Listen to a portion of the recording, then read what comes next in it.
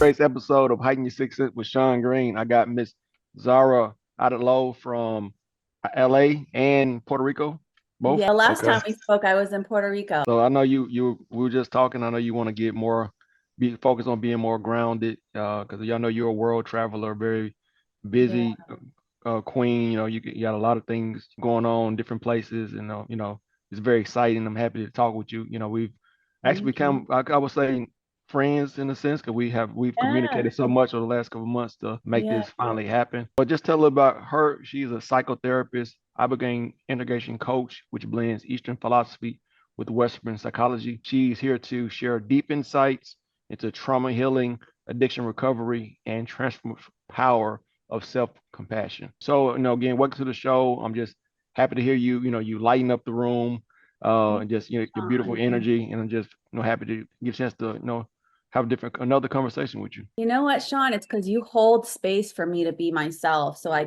you receive my energy that way because you hold that space. So I'm grateful to be here. I'm grateful to talk with you. I'm grateful that I've gotten to build a relationship with you throughout the months. And I Mhm. look forward to diving deep and seeing what I can do to help bring awareness to different topics like ibogaine or psilocybin or trauma and Yeah. the transformational power of Eastern and Western philosophy. So, Okay. So yeah. before we get started and like the questions, just kind of give the audience like a little bit of your background. What led you down the path of you being an integration coach and a counselor and therapist and all that? What led you down that path? Oh my God, there's a lot, but the one factor that really pushed me was when I was working as a substance abuse therapist in a substance abuse facility in an IOP setting, they would say. So, working with people who suffer from addiction and trauma throughout their whole lives. I realized after working there for about 2.5 years that most of the clients that came to us to the treatment center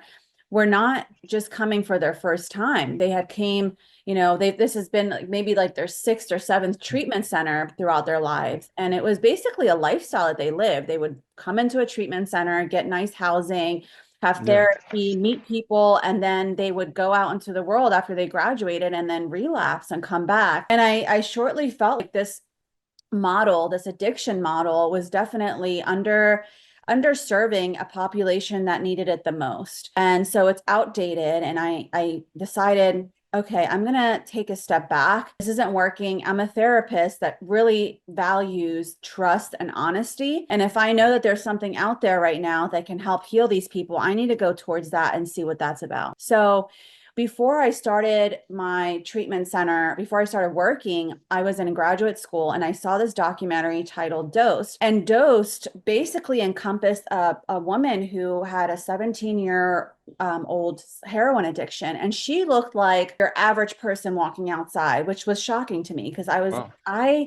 it's not the typical like person I would see in Kensington, Philadelphia, or Mhm. Skid Row where you can just tell they're addicted to something and they're suffering in their body, they're unhygienic, unkempt. No, she was just a functioning heroin addict. So I was really Wow. shocked. She went to Mexico, did a treatment for Ibogaine, and then was completely cured of her heroin addiction, and then went on and did life using the Mhm. tools that she learned in therapy to advocate for the medicine. And so I Wow. was like, I need to go back to figure out what ibogaine is because it kept coming up and showing up for me Mhm. in my life. So I actually went and did my own treatment when I was going through a really, really tough separation with someone I was with for 11 years. Okay. I still felt like I knew that I needed to end it, but I still felt emotionally attached and codependent, which is a Mhm. form of addiction because addiction isn't just with substances, it's behavioral as well. It could be emotional. So I did my own treatment and it changed my life. Like the day after everything was blocked with the person, I had this like willingness and drive to want to tackle things in my life that I had limited Mhm. beliefs against. And Wow. so I was like, okay, I have to find somewhere where I can learn how to do this stuff. Now, in the Ibogaine treatment world, you really have to have a lot of experience in order to give this medicine to people. So it wasn't something that I have been able to tap into right now. But what I'm doing is I'm actually utilizing my psychotherapy skills as a marriage and family therapist, as a licensed one, to incorporate integration of therapy skills and coping skills or whatever someone needs to be able to do that deep inner work after their treatment and before. So I did a course in Oregon titled Fluent or named Fluence, and it was for psilocybin assisted therapy. So I basically took whatever I learned from that program in those 9 months and that certification, and I apply it now to people who are suffering from Ibogaine addiction and have went to get their treatment in a facility that I'm affiliated to and I partner with. And then I do all of the inner work with them. So I break down what they went through. I look at their life from a family system standpoint. And what I mean by that is like everything that you pick up in life is from a system that came with you intergenerationally, from epigenetics, from things that you've experienced in your life, from your offsprings or from your parents to their parents, and then for generations before that. So I get deep and 2 generations deep, and I discover where the negative patterns are in behavior and the maladaptive patterns are and the dysfunctions, the discords and the enmeshment, all of that. And I work with the client so that they can develop tools and self-awareness so that they don't end up leading to the addiction again, because Ibogaine or any plant medicine journey will give you this catalyst or like this help, this push to get you off the addicted substance. It can't do all the work for you. You have to understand why you got there in the first place. So that's my job. That's where I get in and I dig deep with you, get to the roots. And that's what Ibogaine does too. It shows you the roots of your issues, but then I get deeper and then we're like, all right, now that we know this, what can we do going forward? So that's pretty much what I do in a little Wow, summary. that's incredible summary. But man, you do a lot. So you really dive really deep into the person's not just the I guess the surface layer of their addiction, but you get into the family roots, you get into the epigenetics, which is we know epigenetics goes it's like 17 generations in the past, right? From what I've Wow, I didn't even know that. That's something I yeah. just learned.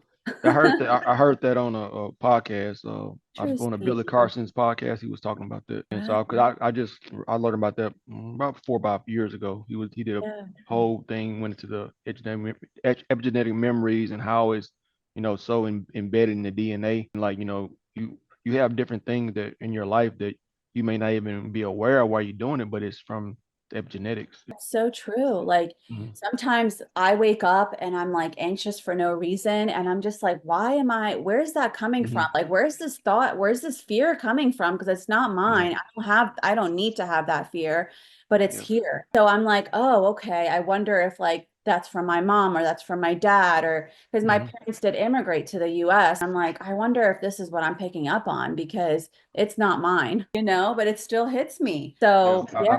have the same thing. I wondered it. Like Yeah. I'm usually pretty calm, as you probably can tell, but sometimes it's like why am I feeling like this? It's not me. I think Yeah. you're just like me, where like we can present as really calm, but deep inside there's like a tornado going. We know how to keep Exactly. it together on the Yeah. outside, but Yeah.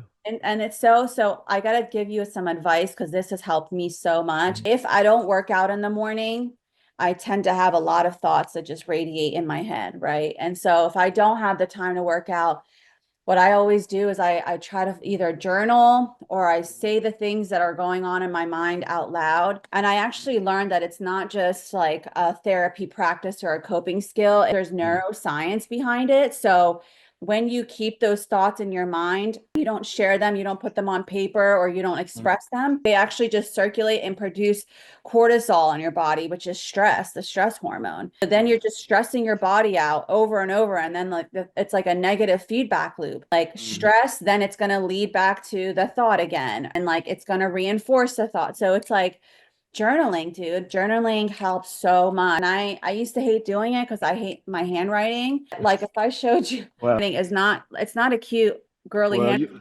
you It's don't want to see mine because it's real bad. it's like Yeah. illegible. But Yeah. but then I use my phone and I just text it in my notes. And then I'm like, okay, that works. So, Yeah. Well, I appreciate that advice. You know, Yeah. that's been a real struggle with me for months now. I've been trying to like I want to be a part of that 4 a.m. club and 5 a.m. Yeah. club and get up and journal, read and do my affirmations, do all this stuff. And granted, sometimes I do, but it's been so difficult to do it consistently. And but when I do, I can happen to get up and maybe do some calisthenics, do some of the writing material or reading whatever. I feel really Yeah. great. I feel like really grounded for the day. Yeah. And actually just a few days ago I said it was in the evening time. I said and I've been telling myself for months I want to journal. And I finally journaled for like half a page. And I felt like really good. So I was like, it's Good. crazy you picked up on that because like that's kind of been something I really want to incorporate to do daily, but it's been like a internal battle. For sure. And then, Mhm. so what I noticed also is like what I like about journaling is that you can look back on it years from now and be able to say, wow, that's where I was and this is where I'm at now. Like I Yeah. did that the other day I was like going through my notes and I had like journaling thoughts from 2016 and I was like, whoa, like I'm Yeah. I'm that same person. Like, that was me. That's Yeah. crazy. Or sometimes like I mean, aside from journaling, you know how the memories come up on Facebook sometimes, and it's like it'll be from like 2008, and I'm like, that was me. Like I expressed that. I can't even believe I talk like that. Yeah. Like, who is that It's person? crazy. Yeah, who is that? So Yeah. it's cool because you get to see yourself transform Hmm. and see what used to bother you before doesn't anymore, how you've Hmm. evolved from that. It's nice. It's nice to see the comparison, you know, Yeah. and then be able to give compassion to that younger version of ourselves, you Yeah. know. You gotta give it love though, because if you didn't go Gotta. through those experiences and you weren't that person, you wouldn't be the person you are now. So all of that Absolutely. was just the building blocks to make Hmm. you, I guess, say the the grand design, of you. Even though it's an ever evolving, but you're way better, much more improved than you were, I guess, 5, 10 years in the past. At least That's you so. should be. At least you should be. You know, when I saw your podcast, it's titled The Sixth Sense, right? So Mhm. that is something I have tapped into so deeply this year. Like 2025, the end of 2024 really, really was like a catalyst for me to reconnect with that intuition, my sixth sense. And I bring this up because we all have it. And a lot of times when we're growing up, we are conditioned to not believe or not to tap into that sixth sense. And then we start to really like intellectualize everything and we like lose that connection with our body. So going forward, what I Mhm. noticed is like my sixth sense really helps eliminate an anxiety. Like when I'm so tapped into my body and my gut, I'm like, Mhm. wow, okay, I don't need to worry about everything's going to be fine, you know? Whereas like Yeah. Let before I go. used Let to go. Let think God. exactly. Let go, let God, have Yeah. faith. And it's so Mhm. much harder or so much easier to say that than to follow it. But once you follow it, just Mhm. give it a chance. Like just follow that. And you're going to be able to see that life just becomes so much easier. Like Mhm. you navigate life with so much like ease in Yeah. every aspect Yeah. because That's good. we have that connection with our body, our sixth sense. So like Mhm. you're mentioning journaling and like being different versions of ourselves. And I'm saying this is the version of me that I want to continue to grow upon because it has helped me Yeah. so much get rid of like my obsessive thoughts and my negative thoughts Mhm. and the anxiety that always came with not knowing what would be next in life, you know? So That's connect good. to that gut. Yeah. Like listen to it. Yeah. Don't question the thought. Like, especially when it comes to like meeting new people, romantic relationships, if your gut feeling from the very beginning says, like you don't even question it, move on. Because if you, or you can question it and see what happens to you. You'll soon learn. That's what I feel like. I think just that communion Yeah. with the higher self that's basically guiding you, or like you're Yep. like they say that It's I've God. heard that you have those different your spirit guides with you at all times. You have. I'm all into that stuff. Yeah, Yeah. spirit guides are always, I think spirit is Mhm. something within you that's connected to the divine, right? So it's like Yeah. right there. To the And infinite. your soul is the being or this entity within this vessel, within this body. So your soul Mhm. is eternal, but then the spirit is what's connecting you to your higher power. And boy, is that powerful. It's so powerful. And I'm like, once you're tapped in and you have faith, and I won't even say I preach to Like I'm not even, I don't follow a certain religion. I love them all. Like I follow all of Mhm. them, but I do believe in Yeah. God and I Mhm. do believe in the universal laws. Yeah. And that is what Oh yeah. helps. That's what That's what governs helps us everything. connect us all, right? Like Mhm.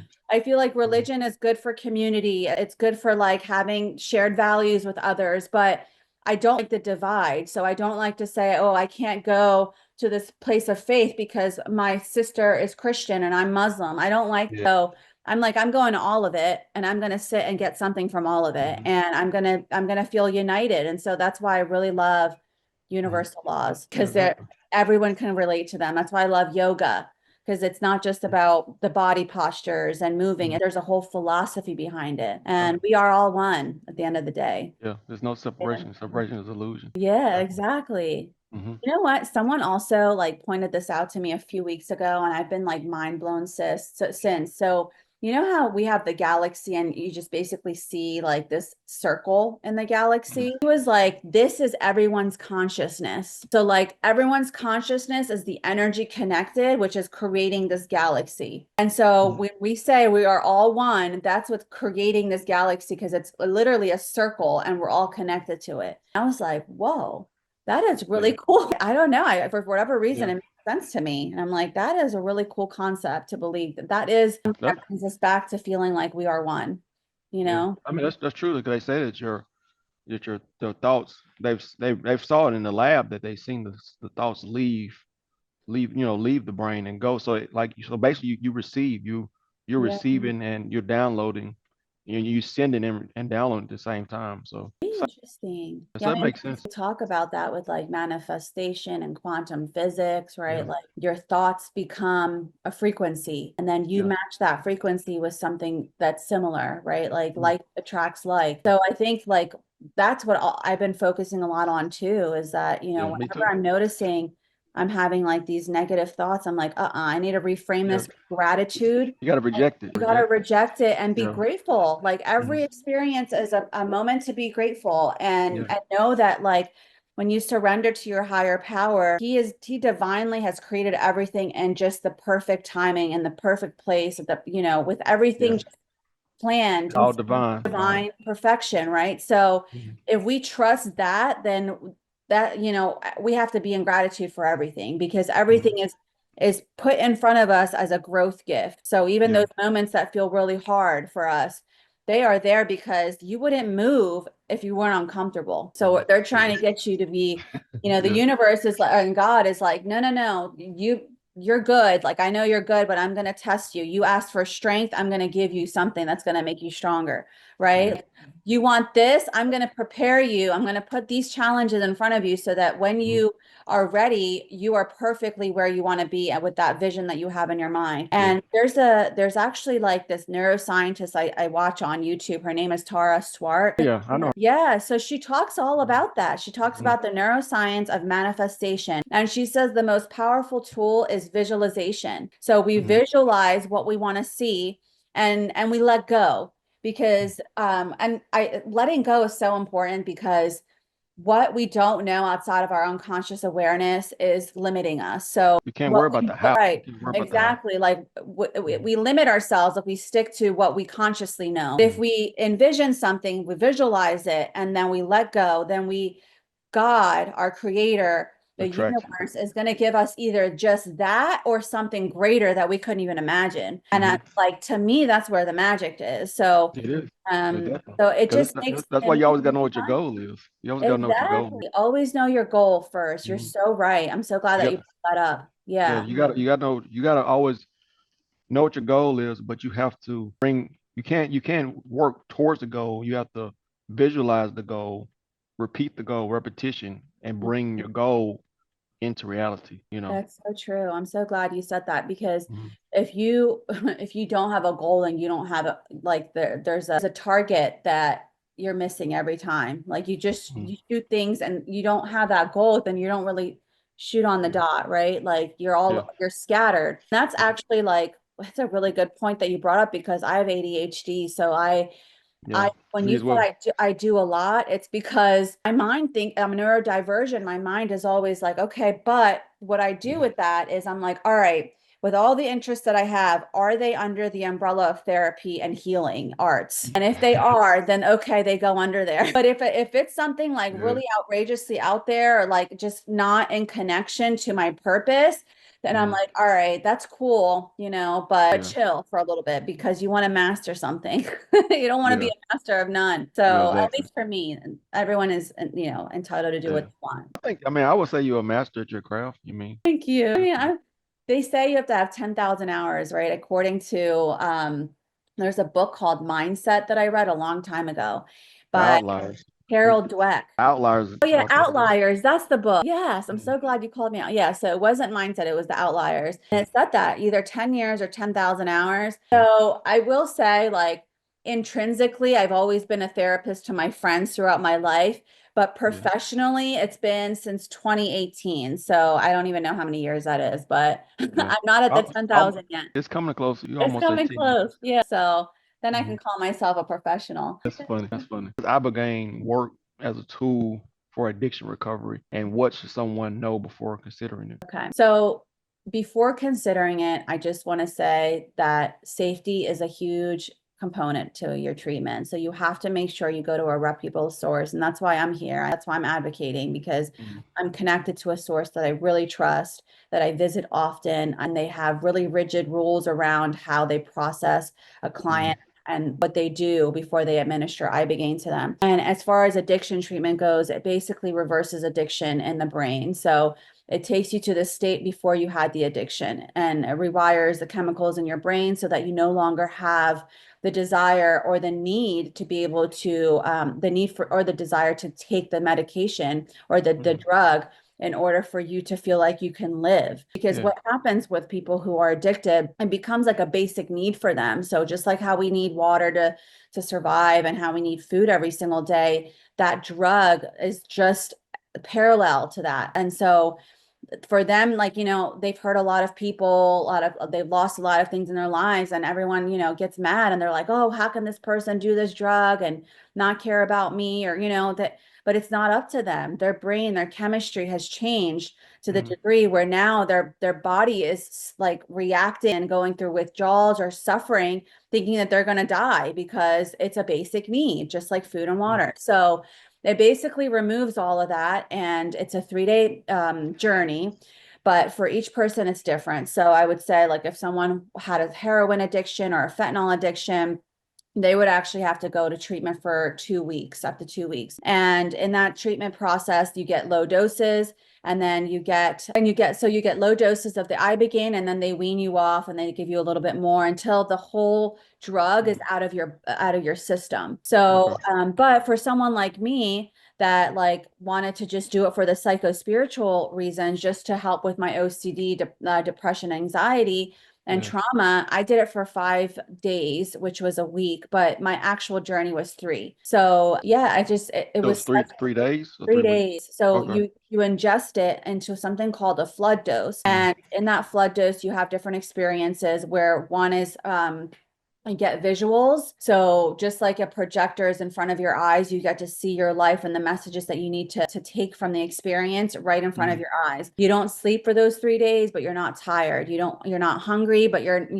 but you don't. Wow. And within the first up to for 8 hours, you might actually purge, which is actually good. They say that it's Mhm. actually you relieving or releasing any toxins in your gut, which is where your enteric nervous system is placed, where all your serotonin is produced. So Okay. you basically have like a cathartic experience, not just physically, but mentally. You start to have racing thoughts. So any subconscious thoughts that were unprocessed come up, and you process them. And then Mhm. afterwards, this chemical is called noribogaine. That's what the Mhm. ibogaine gets converted to in your body when it's ingested. And that lasts up to a month in your system. So you have a whole month where you have this compound, this alkaloid in your body, helping you like develop new habits, helping you just stay calm and Mhm. grounded, so that like you can start to really like relive your life the way that you want to, or you envision to, with the help of a therapist, of course, or an integration coach. Yeah. So that's really the process. It just rewires your kappa opioid receptors, your dopamine receptors. And I'm not a neuroscientist, so I can't really get deeper than that. But yes, it definitely rewires you to the degree where you no longer need the crack, the alcohol, even gambling addiction, those things anymore to survive. Yeah, so it was like in the 60s when they started to do the scheduling, the drug scheduling, they just placed Ibogaine in Schedule 1 under all the psychedelics, and it just doesn't make any sense because there you really can't get addicted. Even with psilocybin, which are magic mushrooms, they tell you to be on a protocol if you do them because you do build a tolerance, and then it doesn't really do anything for you. So yeah, it doesn't, you can't get addicted to these substances. It's not a thing, but especially with Ibogaine, like it's not something, this is not a journey you'd want to do all the time. So it's a difficult journey, and it's a very special journey, and it deserves to be given more reverence than what it has been and with its Schedule 1 in the US. Yeah. Well, I mean, I mean, we could talk about this for hours. I feel it's Yeah. like with so much, much further we can go to dive deeper in this. Just not only Abigail, but just everything about you. You know, you're very amazing woman, very inspirational. You know, very smart, and you have a really great story and a really great spirit. So, you know, I hate that we can't continue, but like I said, we're still gonna stay connected. We're gonna do a part 2. Sure, Sean, I'd love that. Sometime in the very near future. Maybe we do it in person, Yeah. a live recording or however we want to do it. But either way, I know we're gonna stay connected. We're gonna make this make it happen Yeah, on the higher definitely. level for sure. My whole goal here and the purpose was just to spread awareness for people Mhm. who are suffering, who may need this, and who just feel like hopeless and lost. If you are addicted to something, if you've suffered from a lot of trauma, if you've had a traumatic brain injury as a veteran, there is a solution out there for you. And I hope that this podcast can get you closer to feeling whole, feeling fulfilled, and being able to live your purpose without any of your experiences hindering you or holding you back. So where can people, where can they follow you? Where can they, learn more about what you do and your treatment and your coaching? Okay, so I have my website, and it's HTTP, and it's, I think it's www.zahraadloo.com. So you can email me on there, subscribe, or you can follow me on Instagram, which I'm way more active on, and it's ZEESH, so Z Shirazi. And please DM me and let me know that you got me from the show so that I can so I know where you're coming from and how I can help. Been another great episode, Hanging Six Cents with Sean Green, Ms. Zahra Adloo, and I'm just very thankful. And we catch you guys on the next one. And much love, peace.